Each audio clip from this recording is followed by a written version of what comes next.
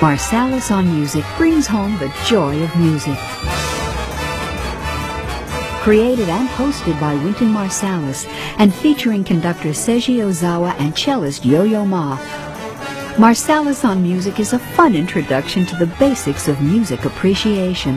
This is Wynton Marsalis, visiting the Tanglewood Music Festival in the Berkshires of Massachusetts. We're exploring ways that different types of music relate to each other.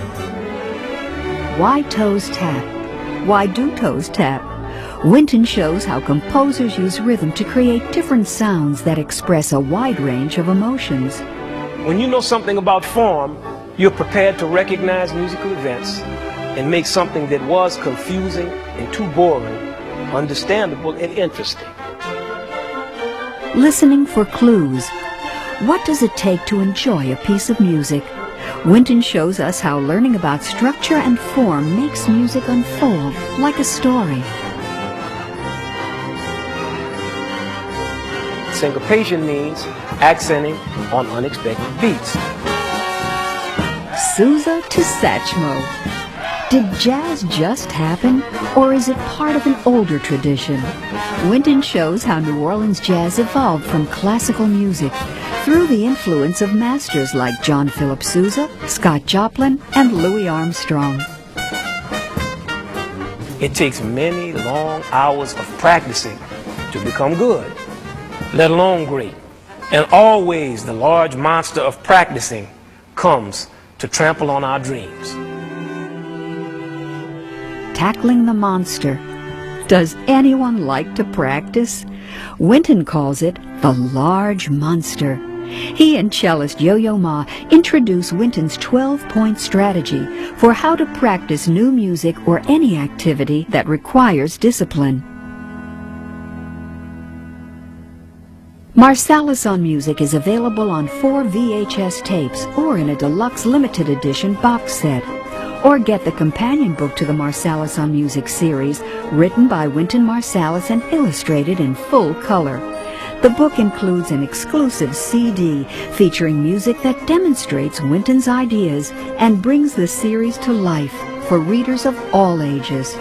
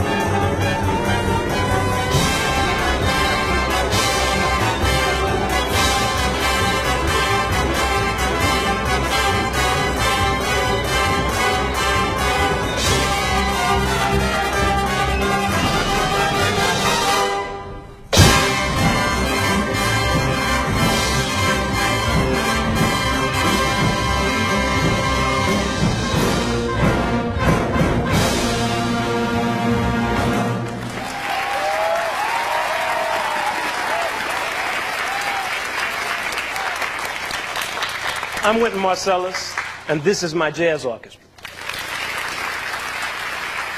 We're in the Berkshires of Massachusetts visiting the maestro Seiji Ozawa and the Tanglewood Music Center Orchestra. We brought these two ensembles together to hear how fundamental elements of music are shared by different musical styles. All of the music we will examine tonight is from the Nutcracker Suite, composed by Peter Ilyich Tchaikovsky, and we're fortunate to have an American version of the same piece arranged by Duke Ellington and Billy Strayhorn. We'll be using this music to study the most basic component of music, which is rhythm. Now, many of you may think that melody is the most basic because that's what we recognize, it's what we remember. The melody is the song, for example.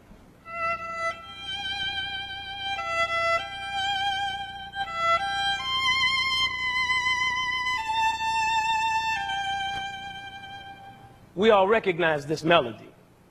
But what if we take the rhythm away? What happens now?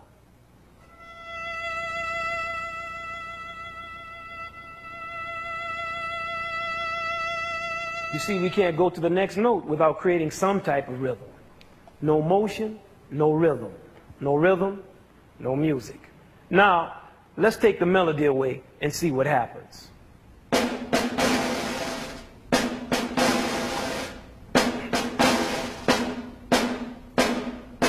This is still music, even though there's no melody, because music is organized sound in time.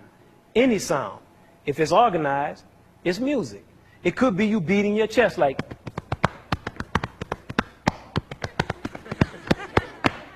That's right. As long as it's organized, it's music. I mean, every day we're surrounded by rhythms. You wake up in the morning and you eat some oatmeal or whatever you like to eat, grits with some sugar in it, or some salt. You go outside, and what do you hear? You hear this.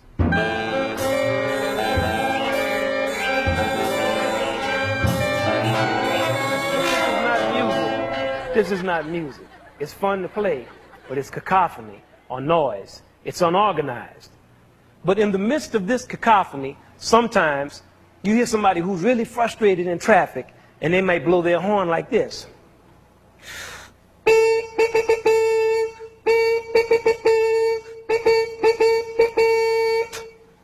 Well, now, when you hear that, it makes you feel good because it's music. Now, actually, we don't have to look outside of ourselves to find rhythm. We live with a rhythm machine inside of us. Now, who can tell me what that rhythm machine is? What is it? Heart. That's right, it's your heart. Now, we have a what? A heartbeat. So we could say a rhythm indicates how alive we are. If our heartbeat stops for too long, we don't have to worry about learning about rhythm. That's it. Now, when we go to the doctor will do this. It's feeling for our what? Pulse. That's right, our pulse. And what does our pulse sound like? Don't, don't, don't, don't, don't, don't, don't, don't. Our pulse is a steady beat. It's like the seconds ticking on the clock. No accents and no rest. This is organized, but it could hardly be called musical. What if everything in our lives was without rest or accent? This is what a busy avenue would look like. How would cars run on that? Now, what if we spoke like, I am going to the store to buy something to eat, but do you know what happened to me last week? A terrible thing, but soon I will run out of breath. You see, music is the same way. You see, we need accents and rest to perceive the organization of this avenue. Aha. Now, we could drive on that. You see those lines? Those are the accents. And you see the stop sign that lets us know it's time to rest. Regulates the traffic. Rhythms are the same way. You need accents and rest to perceive the organization of a rhythm.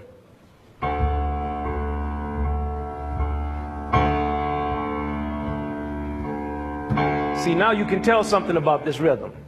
And we have names for these organized units. For example, if somebody asks you how far from home to school, you're going to tell me 5 blocks, not 6,737 steps. Or you might say 10 minutes, not 600 seconds. You organize the distance or break up the time to understand it. In music, we organize the beats, accents, and rests into something called meter. And meter is counted just like numbers. There are odd and even meters. For example, odd, 1, 2, 3. Or else, in an even meter, 1, 2, 3, 4. You see, they feel odd or even. Now let's listen to sections of Waltz of the Flowers from the Nutcracker Suite. Tchaikovsky's is in an odd meter of 3, and then Duke's arrangement is in an even meter of 4.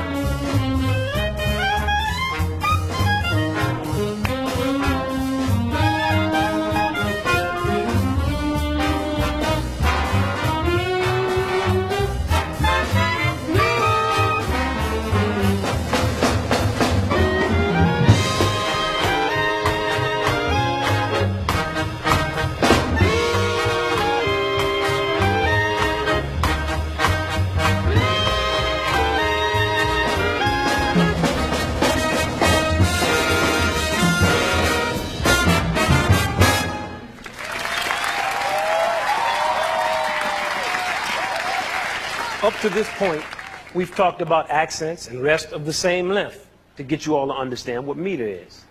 But what do musicians like to do most with rhythms? Well, we like to do what everybody likes to do. We like to play. That's right. Now, we just happen to have a basketball on the bandstand. Don't ask me why. We like to travel with one.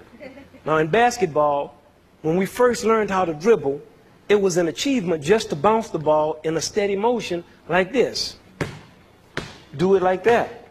You know, you could spend a long time, just might take you 2 weeks to learn how to do that, or a month. But in order to have fun playing, we have to vary the bounces by accenting to throw an opponent off. Like, you wouldn't dribble in a game. You have to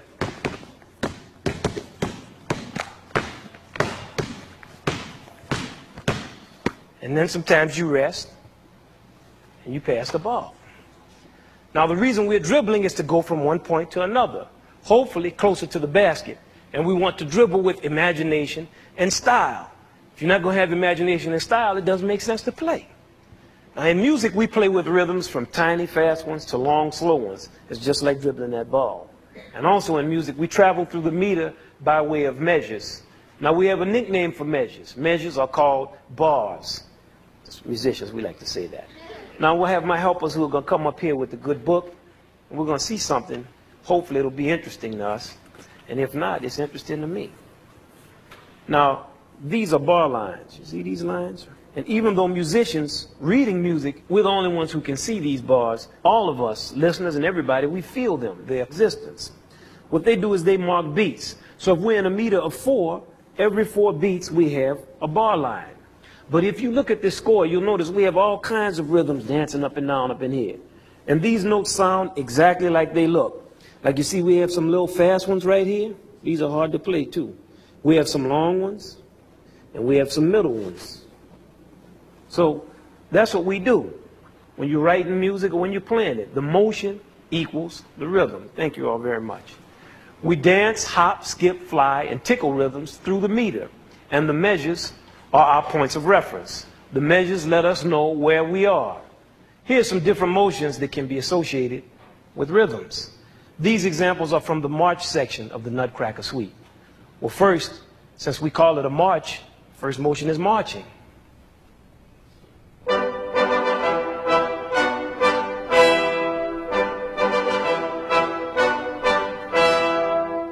Then we could have skipping.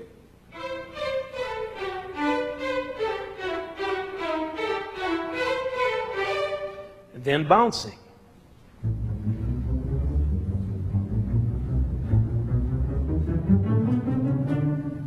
What about flying?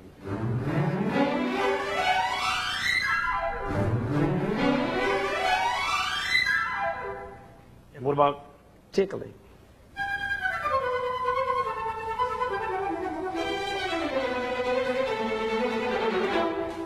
Of course, since we have so many instruments in an orchestra, we can always combine motions like marching and flying.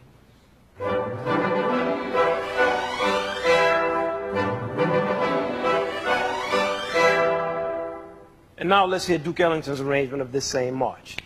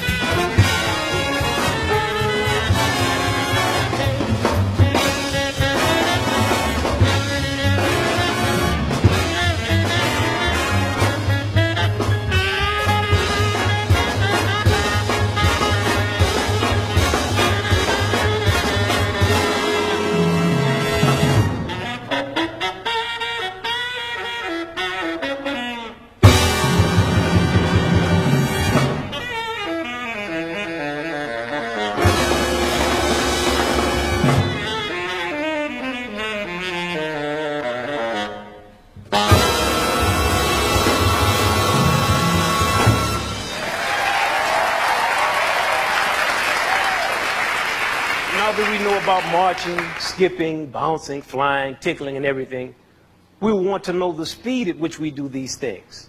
The speed of beats and rest is called the tempo, and the tempo has a powerful effect on the feeling or mood of a piece of music. I mean, walking a mile would certainly put us in a different mood than running one would. Let's listen to the excitement generated by a rapid tempo in the Russian dance.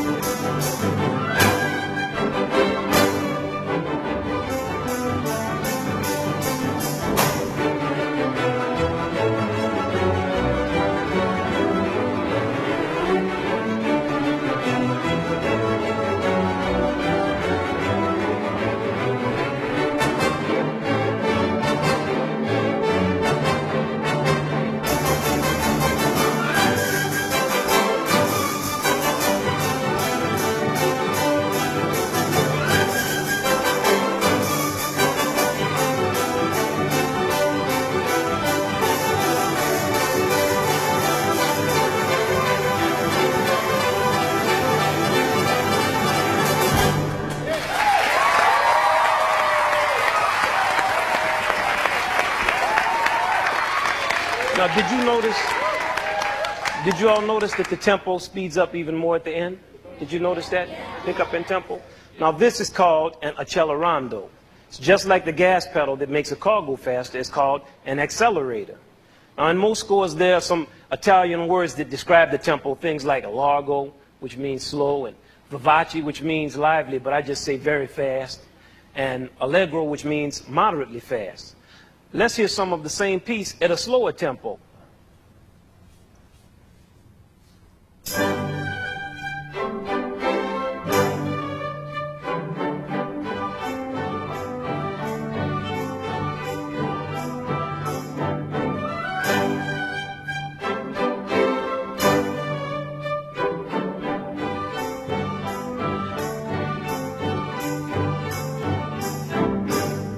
Now, you see, that sounds like an entirely different piece of music, doesn't it? Does it sound like entirely? Now we're going to mix up fast and slow so we can give you a better example of the type of effect tempo has on the mood of a piece of music.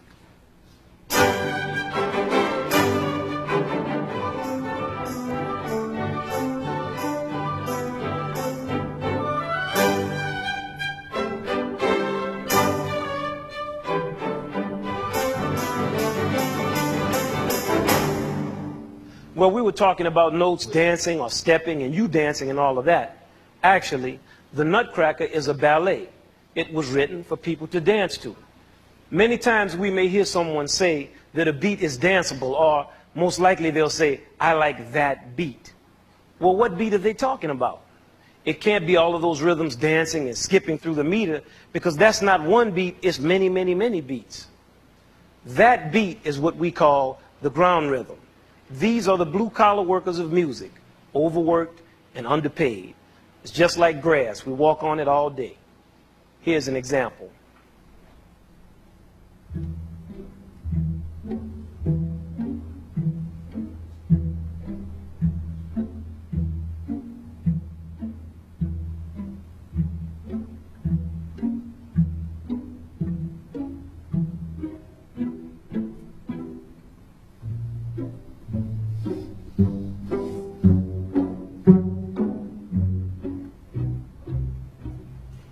Now that gets pretty boring after a while.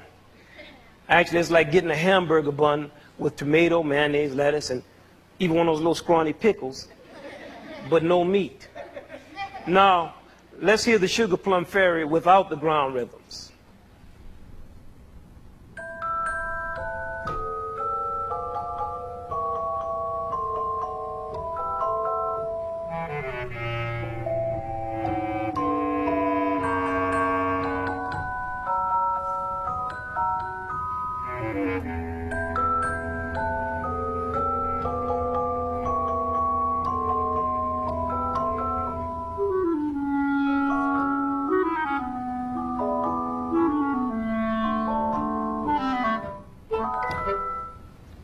Now that sounds like a hamburger with no bun, ketchup, mayonnaise, or tomato, and definitely not that little scrawny pickle we talked about. Now just as you have to be still and listen for your heartbeat, so too with the ground rhythm. These rhythms can give music its vitality. The ground rhythms establish the meter, and they change the way you feel it. For example, let's listen to the effect of these two different ground rhythms, back to back.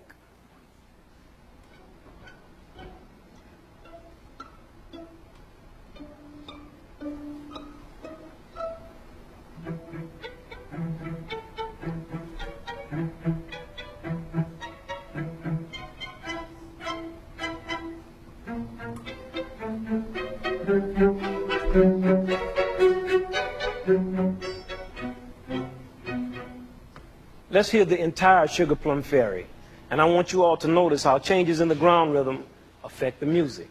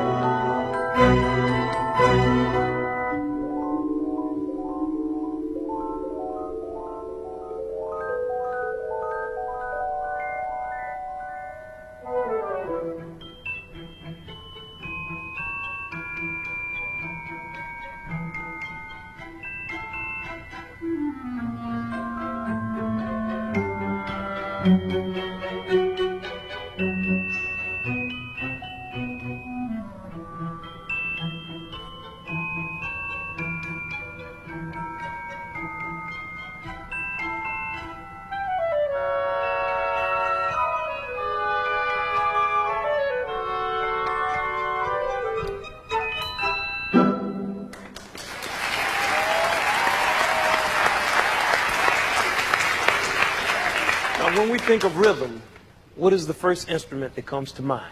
Drums. That's right, the drum. Mainly because drums generally play only rhythms and not melodies. In the orchestra, drums are included in the percussion section, and unless we're playing some type of military music, the drums, cymbals, and percussion are not used to carry a beat, but only for coloration or some type of flavor.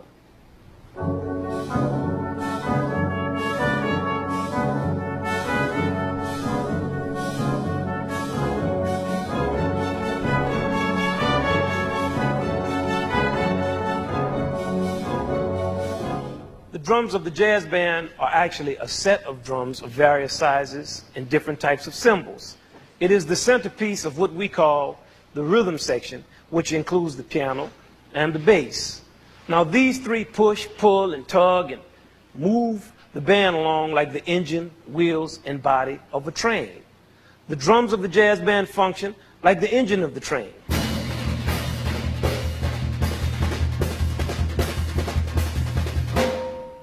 The drum set is used to power the band and can be used to interpret whole ground rhythms by itself.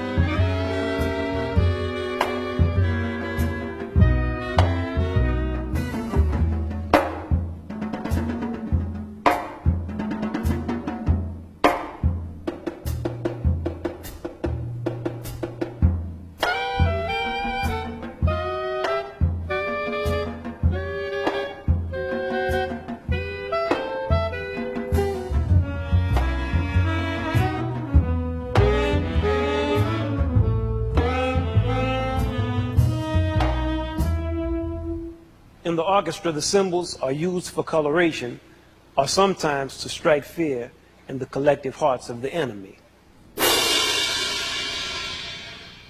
In the jazz band, the cymbals can be used for coloration, but most of the time they are played. Now, if you will remember, we equated rhythms with motions, like flying, hopping, jumping, skipping, and all of this. Well, the drummer of the jazz band rides the cymbal.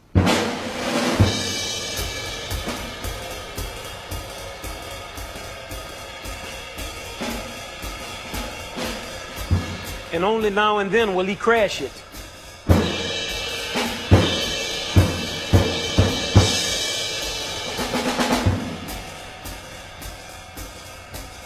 The bass and drums form a team, like the way the wheels of a train work with the engine to make the train move.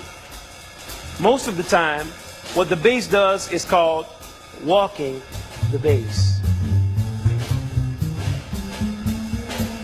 Now, when the drummer rides the cymbal and the bass player walks the bass, this is called swinging. And that is what the jazz band does. It swings. Also, swing is the basic rhythm of jazz music. Now, we add the piano. He is like the body of the train. The body gives the train its shape, and the piano accompanies, or we call it comping. He comps. He can improvise rhythms that fit on top of the drums and bass, something like blowing the train whistle.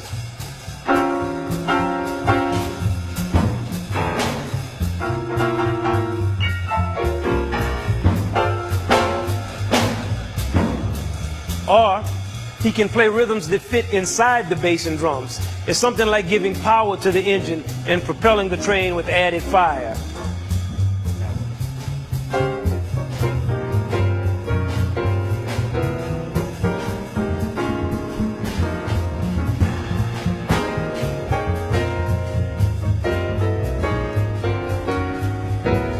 The body makes the train look good, and the piano makes the rhythm section feel good.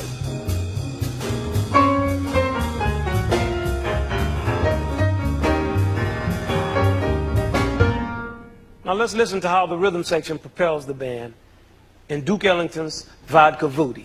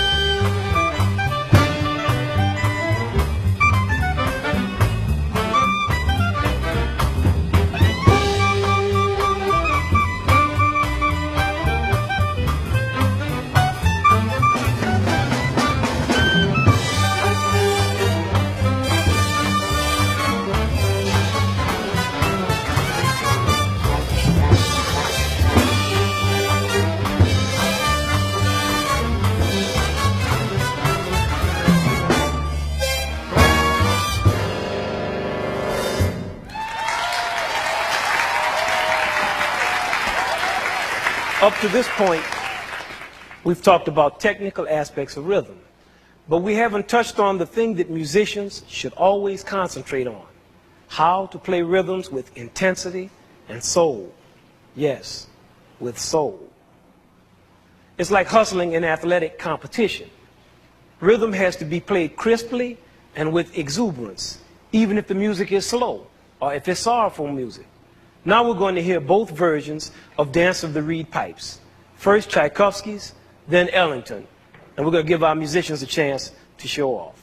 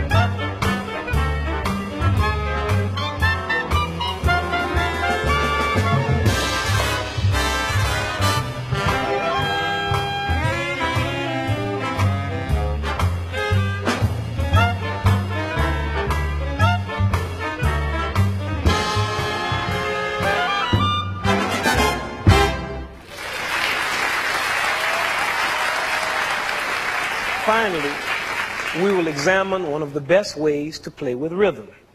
It is called syncopation. Now, the loosest definition of syncopation would be doing the unexpected. For example, let's say if you turn your cap a little bit to the side. See, now it's a syncopated cap. Syncopation can change the feeling of a musical phrase, just like syncopating the words in a sentence, like, he catches the ball, he's at the 5, the 10, 15, 20, 25, 30, 35, 40, 45, 50, 50, he's running for a touch. He falls and breaks his nose. That's a syncopation. You didn't expect that. Or, since we're talking about footballs, we'll get one. Ooh, that's a good pass. Now, another example of a syncopation would be, psych. That's a syncopation. Or else, syncopation. Syncopations are used to create rhythmic contrast and keep our attention, keep us on our toes. You see, you had to be ready for that one. Caught you by surprise. Now, how do we syncopate in music? By purposely going against an established rhythmic pattern. Let's remember that the accentuation of beats in rest form meter. If everyone is marching hup, 2, 3, 4, hup, 2, 3, 4, and you come out there and march hup, 2, 3, hup, 2, 3, hup, 2, 3, that would be a syncopation. You're accenting a beat that no one else is accenting. It's unexpected. We're going to see how Tchaikovsky syncopates the ground rhythm in this passage from Dance of the Sugar Plum Fairy. First, the accent is on this part of the beat. 1, 2, and 1, 2, and 1, 2, and, which is kind of a syncopation. Then it repeats irregularly, so it's what we would call twice syncopated.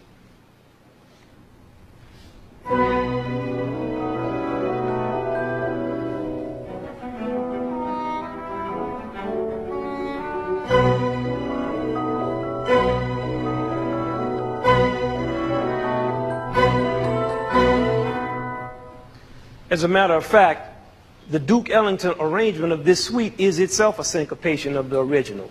It constantly does the unexpected, that is, if you know the original. For example, let's hear an excerpt from Tchaikovsky's overture.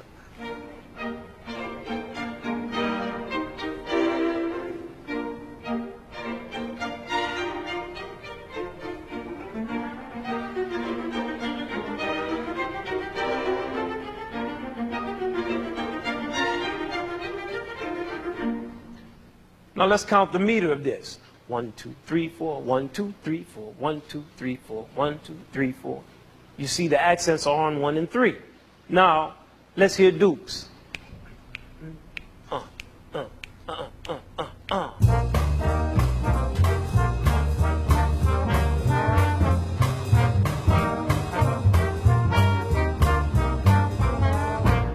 Now, which beats are accented? Did you all know which beats were accented? 2 and 4, that's right. It's known as the backbeat.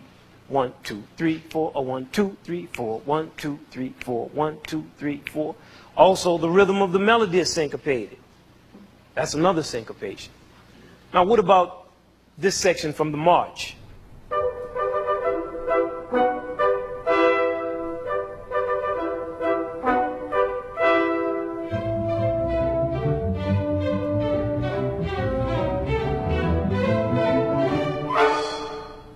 And now, the Duke syncopation of the original.